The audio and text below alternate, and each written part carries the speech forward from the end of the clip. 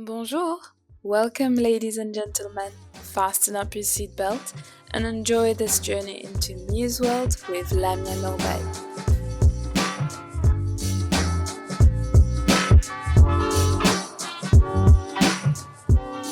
Hi, everybody, and welcome back to a new episode of Muse World.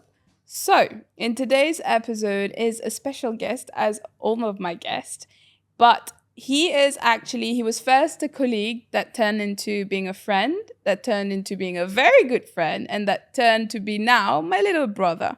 So, as you may have guessed, we actually work together in the same company. But what's actually mind blowing is that he's actually 21 and he is a real estate agent, but not only any real estate agent, he's specialized on the Palm and is extremely successful.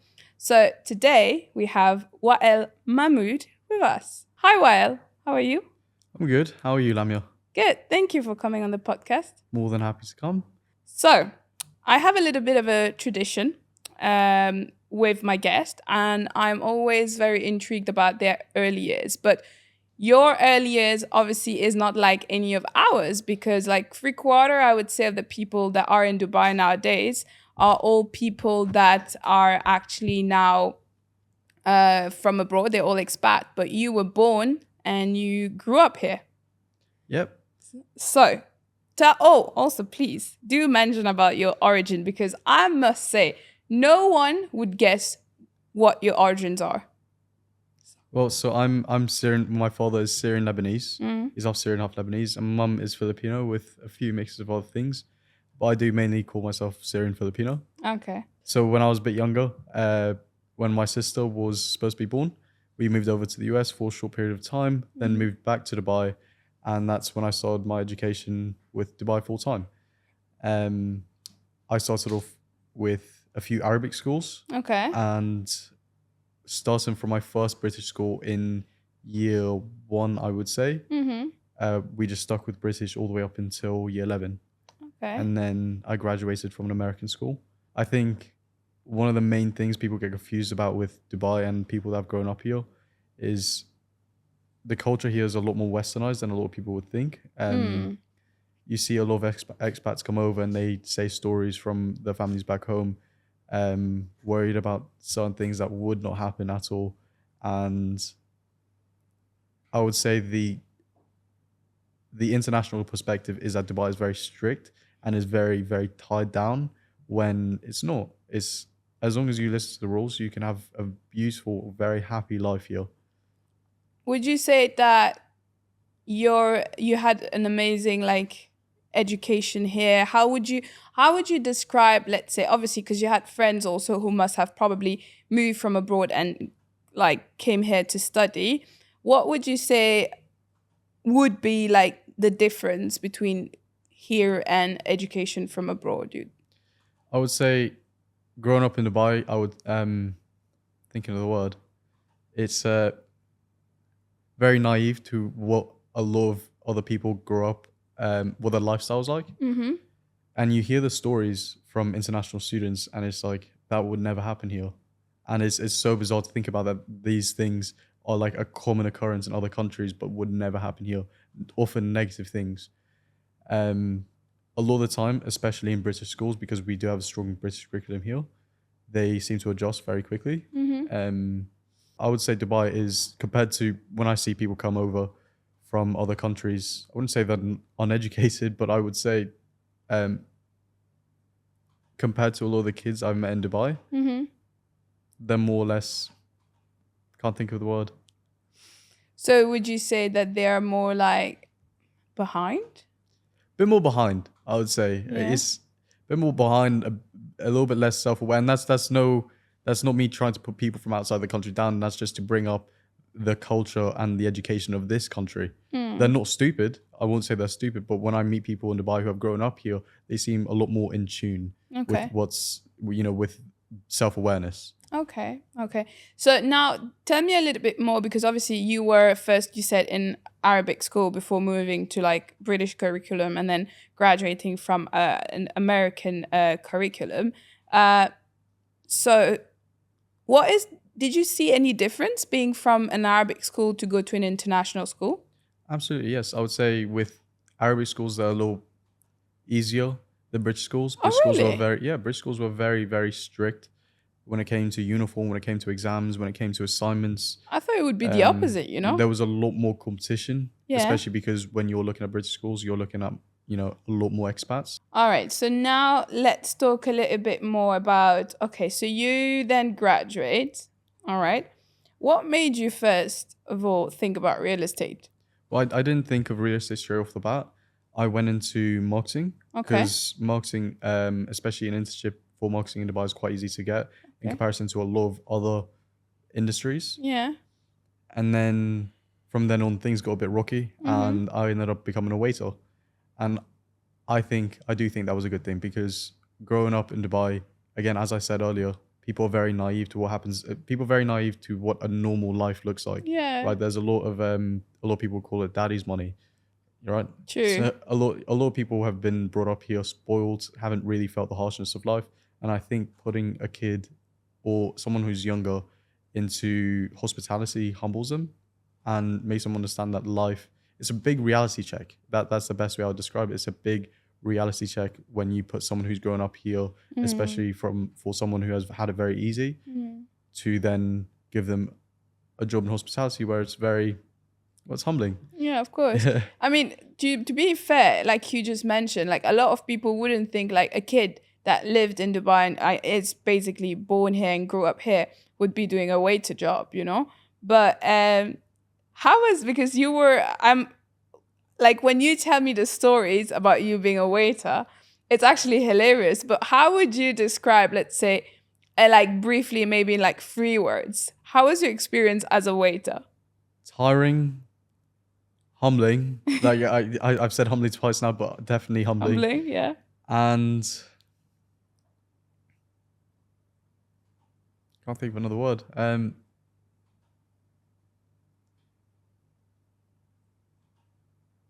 Am I allowed to ask you for help? Yeah, of course. Fun. No fun. Then there you go, not fun. What's the opposite of not fun? And I don't know. Fast paced. Okay. Very fast paced. I know that's 2 words. It's very fast paced. Fast paced, humbling, and very tiring, especially when it's 6 days a week. Yeah, that's true. So, well, actually, you know what? I remember when you told me you were a waiter, I was like, whoa, hold on a minute. You were a waiter? So how old were you at that time? 18, 19. So you 18. actually started gaining like work experience at a very like pretty... In marketing, I was 17. Okay. All right. And now let's move into a little bit more about the real estate. So how did you find about it? And what made you be like, okay, let me give it a shot? Well, it was a date of my friend, and we actually ended up getting along a lot more than I would say he got along with his date. Okay. We started getting, so I was a waiter at the time, and when he told me that within his first, I think it was 2 months, he made 20,000 dirham in his pocket. I was making 2,000 dirham as a waiter. So to me, that was a 10-month salary that he got in a month. Yeah. And I would say this, I would stick by this. Being a waiter is 10 times harder than being a real estate agent, because at least you know that there is flexibility. And I even had that perception back then. So in my head, it's like it's a corporate job, nice and comfy. I was wrong about one thing. You don't need to get out of your chair a lot. I do have to get out of my chair a lot. But to do nice and fun things, not hold hot plates or, be scolded at by a customer. So I went to quite a few interviews, and a lot of them were in Business Bay, and I wasn't in a position to be impressed by anything. Yeah. But when I met my current company, I was blown out the water. I mean, it was nice, friendly, and it seemed like there would be people that I would get along with a lot more. Yeah. Whereas the other companies, they seemed very stuck up. They seemed it didn't feel like walking in there, they would want me to do well. Whereas when I walked into my current company, it was like, if I needed help, I could possibly ask someone. I was definitely shy to ask for help. Oh, yeah. I still remember the day when you first came. I was like, and I remember I was trying to speak to you, but you were so shy. And now when I hang out, guys, bear in mind, we do the rides to the office together because we live in JVC. So we go to the office together, and with this traffic at the moment, so we spend around an hour 30 together in the morning, and sometimes, rarely now, but sometimes in the evening, he comes back with me in JVC. So from the guy that I know when you first joined to now, it's two different worlds. Yeah. No, it was great. Like, I was very happy with my choice. It blew everything else out of the water. There was no, competition there. And I made the leap into joining this company, and I never looked back. How did you find real estate? Because I feel like, and I had that chat with Olivia when we recorded together. I feel like a lot of people have this misconception, about that real estate is like selling sunset, and it's like just, wearing fancy stuff, going to fancy like houses and like opening, and then just like that, boom, you close the deal. But the reality is not like that. It takes a lot of hard work before you can actually start closing a deal. So tell me a little bit more about your personal like perspective about real estate from obviously you beginning and like to now, for example, now that you've been, 2 years? Yeah. 2 years? Well, a month to 2 years. Yeah. Yeah. So more or less 2 years now in the company, and you've been in real estate. So tell me a little bit more about what is your perspective about it? What is, do you think, the myth that people have about real estate in Dubai? I think one of the biggest myths is that we are all scumbags and that we're all looking to grab your money. Some of us do genuinely want the best for you. Yeah. And a lot of the time get confused when you want to, not confused, but it's just, I would say I'm very understanding when a client won't take my advice, because all of the time when other agents will give advice, it will be very biased. Yeah. I'm more than happy. Like, if someone else has something that is better suited to you, I will tell you that is better suited. But when a lot of people look at real estate agents like a glorified salesman. Yeah. Right? True. They only say the good things and never the bad things. I'm more than happy to say even the bad things about the property I've got, because I've got all the properties. So regardless, ideally they would close with me, but at the same time, it's hard to tell them the good advice without them just shutting it out. Yeah, I get because you. I mean that's the first instinct, right?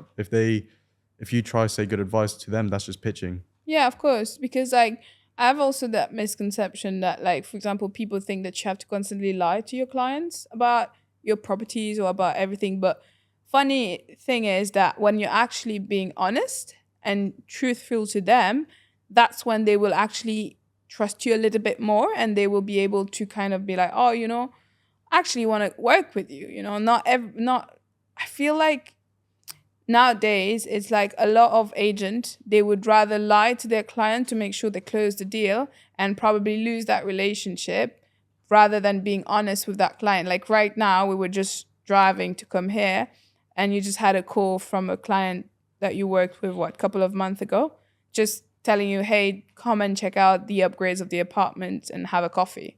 Yeah. So for me, these are kind of wins, right? Yeah, it's regardless of how badly you want that money. If you are someone who values a long-term relationship, you have to be honest, because a long-term relationship is also very valuable to you. People who are renting for 300,000, 400,000, right? Maybe there's a low commission there in the first place, but if they are someone who can rent for 300, 400,000, imagine what they could buy. Yeah. So even if you're not a good person, and even if you are just keeping an eye out for money, if you expect to stay in real estate for a long time, honesty and the prioritizing long-term relationships will be much more beneficial for you in the long run. Yeah, I get you. Now, why Palm? Why you work on the Palm? Why did you choose Palm? Did you choose Palm? I chose Palm off of a very heavy suggestion. Okay. So this is another thing about growing up in Dubai, actually. So I grew up in a community called Mira. Okay. All my friends, it didn't matter because I'd meet them in school, so it didn't really matter where we lived. It was just a big coincidence that they lived close to me. Everyone I met, regardless of rich, poor, all of them lived in the Dubai Land area. So it was Dubai Land or Al Qudra. So Arabian Ranches, Mira, Damak Hills, the villa. Rarely did I meet anyone who lived in Palm Jumeirah, Marina, or downtown, like the main hotspots of Dubai that we all see now. So I did not want to do Palm Jumeirah at all. I thought you can rent for 300,000 dirham at the time, you could rent a 3-bedroom apartment. Was 250,000 dirham at the time, you could rent a 3-bedroom apartment. Or for 150,000 dirham, you could rent yourself a 4-bed villa by Mira and have your own garden and, be part of a community and in a much newer build. So I didn't believe that much in Palm initially, but that's because at the same time I'd never lived in a hotspot. Yeah. So I didn't see the attraction.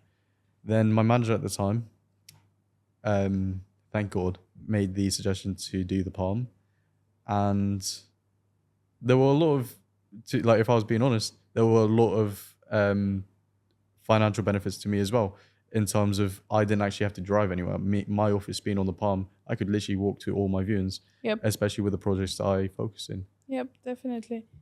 And now that you're not on the Palm, if like someone was to ask you,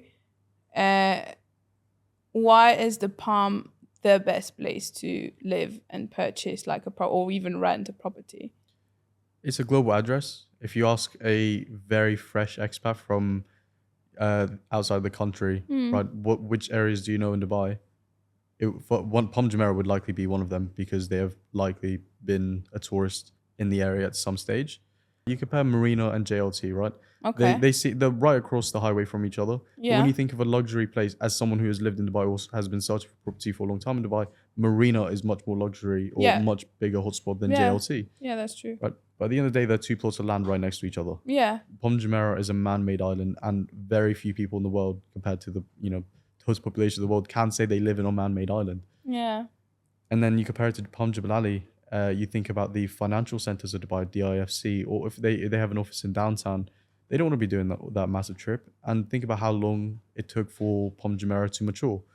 Palm Jumeirah, built in the basic infrastructure back in 2004. They started handing over the first project in 2007.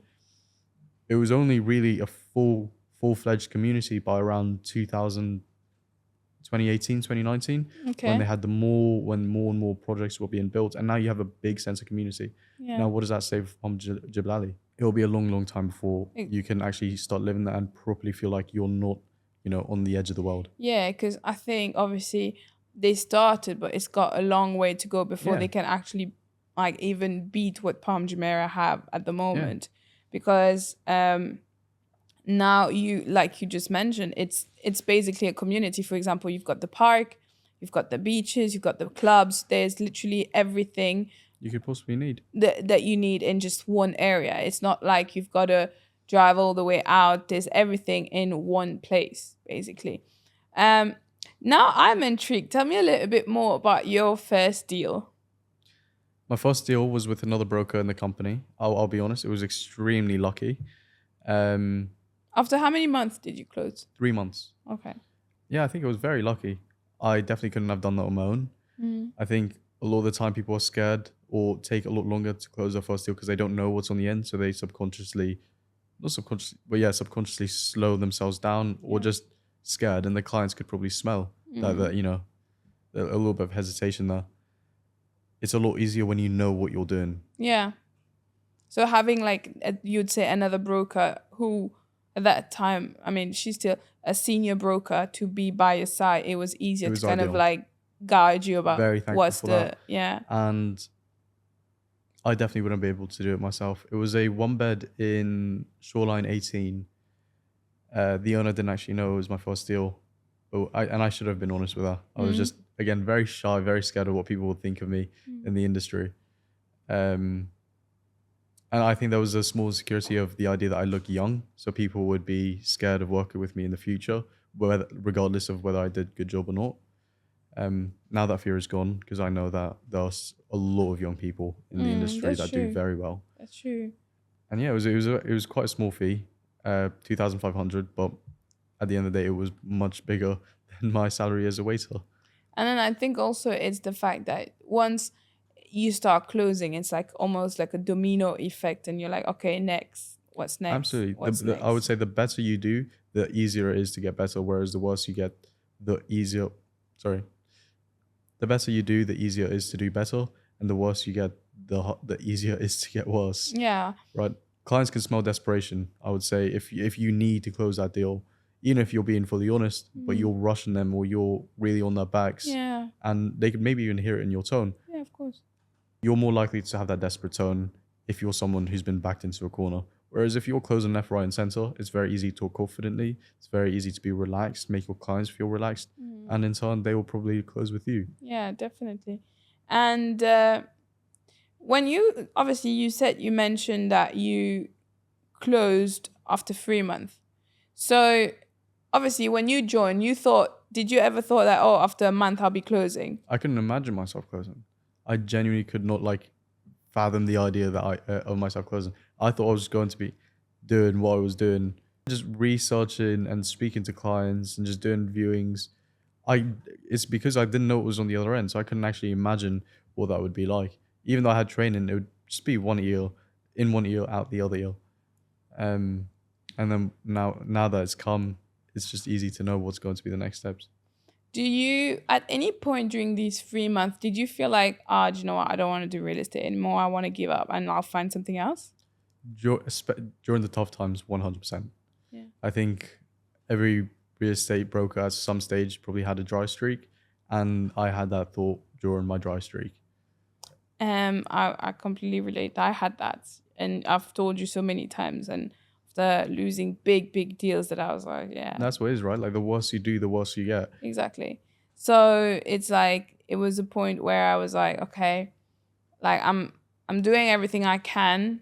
And then bear in mind, there were deals that was almost closed. Like I had the security checked, I've got the contract ready. It was just a matter of signing, and then just something just go sideways and poof, everything disappears.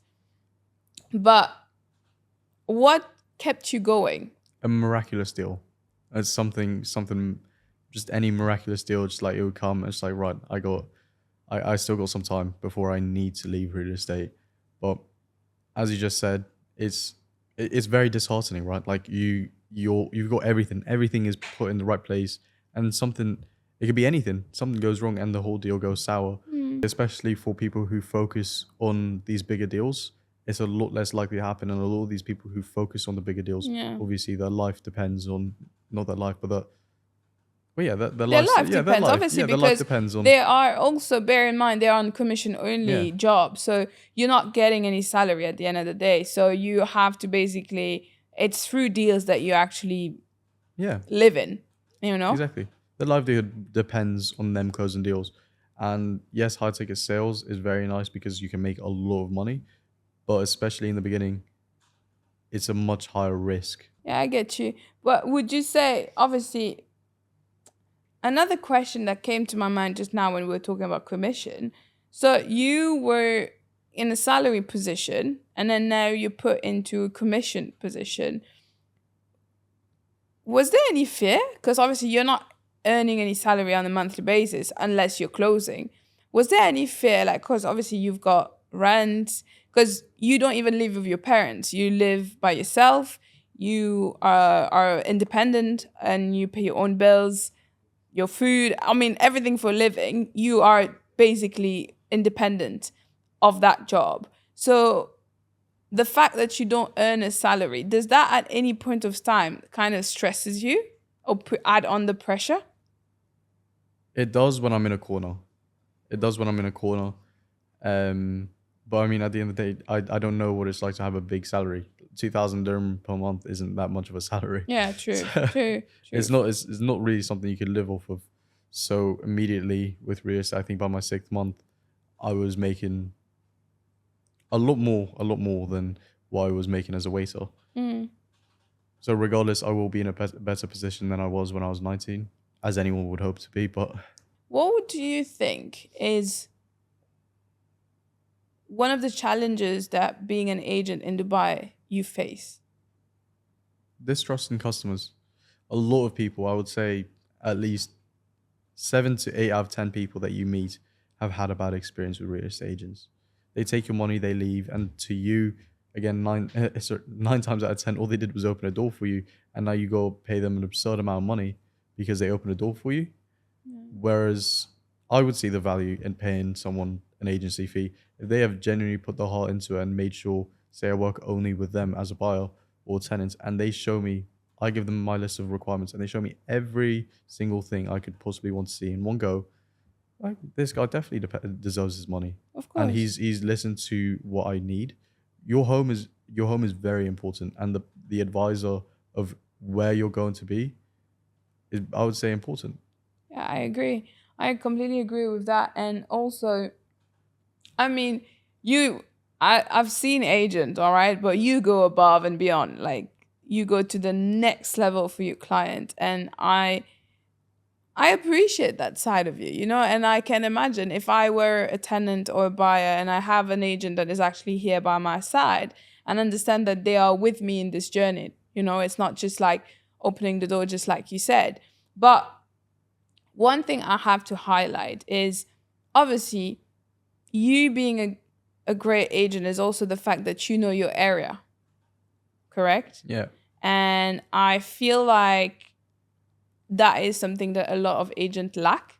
There's certain things like the most basic thing about their area. You may ask them and they'll be like clueless. I mean, fresh off the plane, 2 days in the country, and they're calling themselves area specialists to people that have probably lived in that area for like 15 years. Exactly. It's hard to call yourself an area specialist, and I think that's something you actually have to earn. Yeah, 100%. You know, I agree. to properly know your area, be able to just say anything. Like any time a question is raised by the client, be able to answer that like that. You don't want to be telling them, "Oh, I don't know now, but I'll tell you in." Yeah, of course. I'll tell you when I'm back in my office. Of course, not Like the 100%. reason they hired you, the reason they're going to pay you is because you're like, they can also open up a computer and search it up as well. Yeah, of course. You're there because you're the advisor. You're the one who's supposed to give them the answer immediately. Yeah, because I think people, again, it's that misconception of like, oh, you're an agent, you just open the door and that's it, and that's your job. But A it's not glorified door opener. exactly. Yeah. It's not that. You need to explain. Okay, this is the property. What that property would offer to that person. Why would it be the best option if it is, and why it's not the best Just option. being able to make the good recommendations based off of what they've already said to you. 100%, 100%. I agree. Off my head right now, what would you say was your worst experience ever that you had? Like, if you were to think, okay, that was the worst experience you had being a real estate agent. This plays into people just having a lack of respect for agents, rightfully so, because all the time they've had really bad experiences with agents. Yeah, of course. As we mentioned earlier, I do like to do everything for the client, as well as arranging for the cleaning of the property. And I arranged the clean for the property. I was sat there while they did the cleaning, and to me, it looked like they did a great job, the cleaners. And the next day was the key handover. And as I was about to hand over the keys, key minders was split, so he had a broker with him. He swiped up the dirt from the floor, and it wasn't like it was in the corner of the room. Yeah. Swiped it up, and then he was like, "Do you think this is clean? I don't want to see what your house looks like if you think this is clean." And he's like putting his finger on my face, and I just went red. I was like, not angry, but I was like, "How can you speak to another person like that?" Exactly. Like, I went out of my way to arrange for the cleaning of your property, not part of my job, by the way.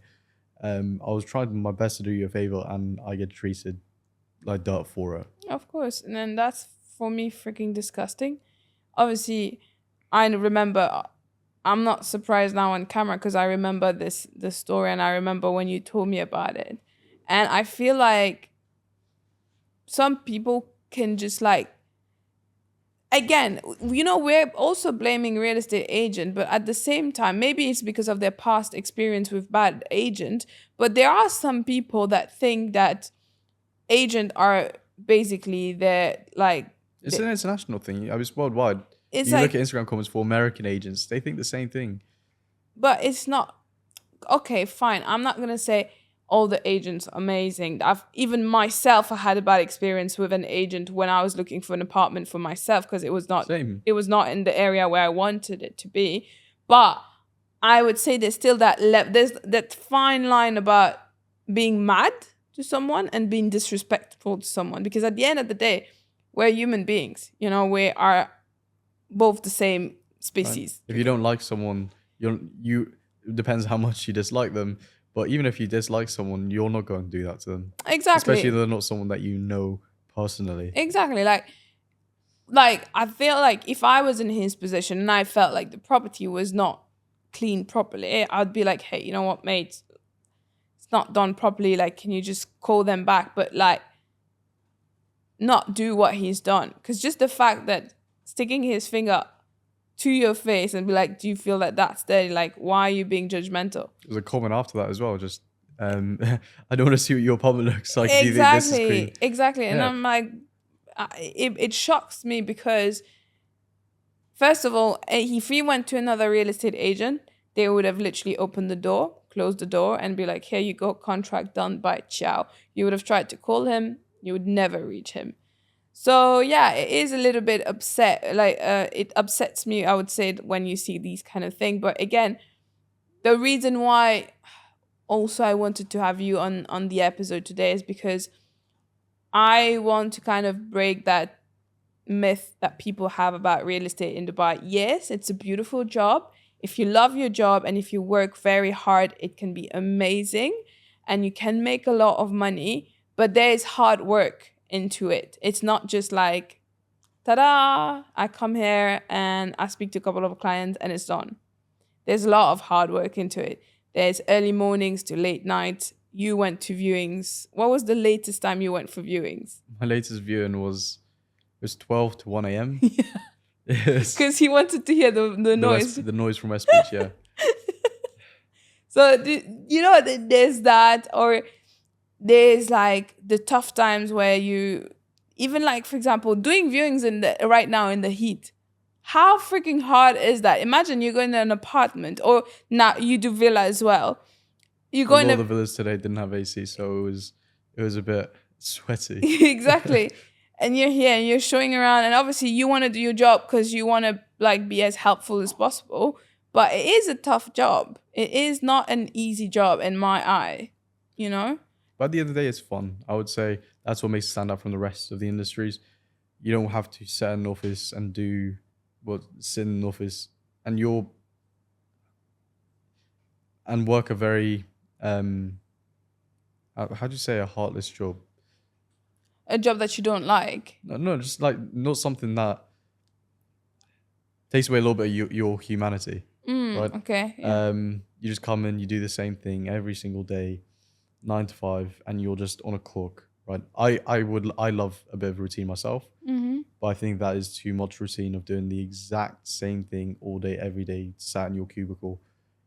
I would hate that. I get to meet some of the most interesting people I would have never met otherwise. I get to see the most beautiful properties. I'm always up on my feet, and no day is the same. Yeah, that's true. And I think it adds a little bit of like adventure to your daily. Exactly. It's a very adventurous job. Yeah. Right. I would say a lot of other jobs would be very lack adventure. That's what I meant when I said lack of humanity. Sorry, that's a correction there. But it would be adventurous. Okay. If you were to give any advice to anybody right now, let's say, who's listening to this episode, you as an agent, what advice would you give to people moving here or looking for property, or even an advice to agents that are already in the industry? For the people moving here, I would say pick the area closest to where you work, or an area that makes sense to you in terms of maybe being equidistant between your children's school and where you work. Go on Property Finder, find a broker that has loads of listings in the area, and they can take you around. Likely, if a lot of owners have trusted them, then you are likely to be able to trust them as well, and be able to see everything in the area as well as get proper advice on where you need to move. Because again, it's your home at the end of the day, and that is something very personal. It's something very that you're probably going to live there for 5+ years. And for real estate agents, I would say try your best to give it more than a year, and definitely try your best once you've hit a year and it's still not working out, but you're surviving. Give it more than 2 years, and you'll be surviving. Real estate is a lot of people would think it's not very progressive, right? Like in a salary job, you would get salary raises. They're not. What's the word? They don't happen. They're not promised, but eventually you will get a raise at some stage. Whereas in real estate, you don't get a raise. Yeah. Right? You can only do better. Yeah. But you do get better every single year. It's not that is an eventual outcome, because you will get more clients. You will start to get more referrals. Your landlords will start to become sellers. Your tenants will start to become buyers.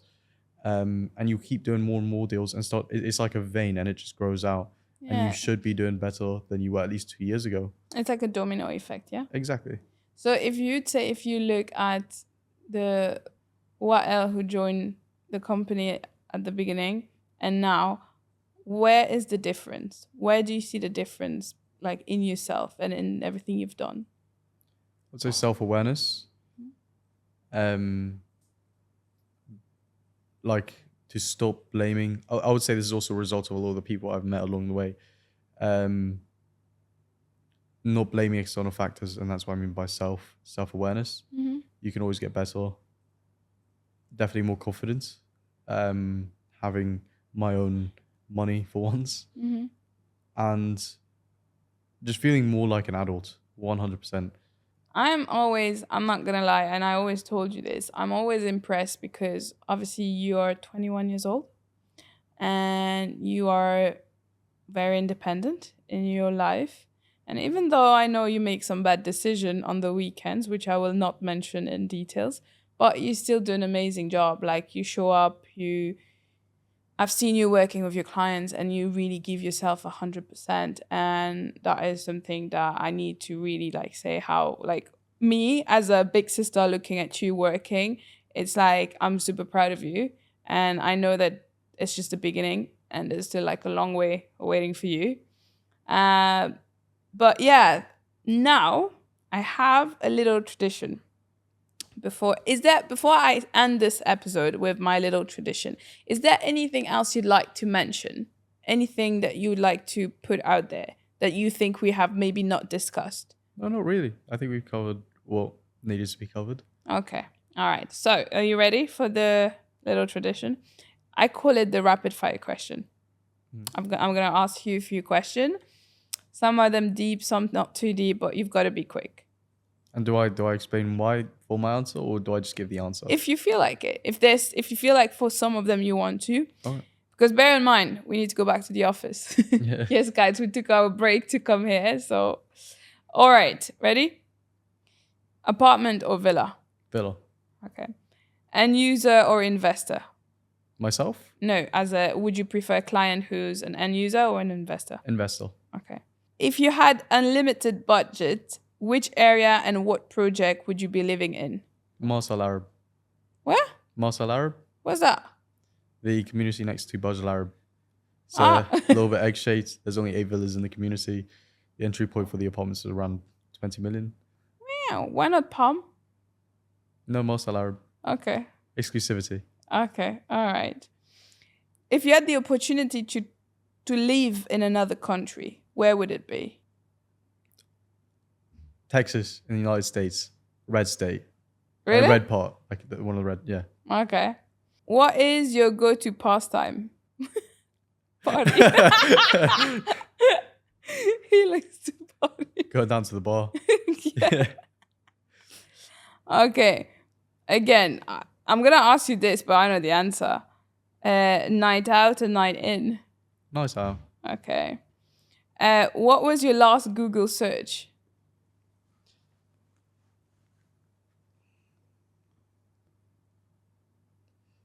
Dubai property news. And that is not that's not like rentals transactions in thingy. Okay. I don't actually know what the website is, so I must have Okay. clicked on ad. All right. What motivates you the most? My clients, actually. I would say seeing the lifestyle that they live Yeah. and how they talk and how they dress and hearing where they come from, I would say is very inspiring. Okay. Where do you see yourself in 10 years' time? Dubai. Ideally a villa, but I would say realistically an apartment in the Palm. And no wife at that stage either yet. Okay. Yeah. Okay, cool. Okay, the last one is, if you could give one advice to your younger self, which one would it be? Appreciate everything. Like, regardless, it could always be worse. It doesn't matter how bad it gets, it genuinely can always be worse. Good. Well, thank you so much. So, where can we find you? Instagram and LinkedIn And Property Finder too, I guess. and Property Finder. Cool. Guys, I will put all his details down in the description box. If you'd like to reach to Wael, if you're looking for any advice or any properties to rent by on the Palm, or if you just want to grab a pint with him, here's your guy. So thank you again. It was lovely chatting to you. And thanks for having me on here. You're welcome anytime. And on that note, guys, I'm going to love you and leave you. And I'll see you in the next one. Bye.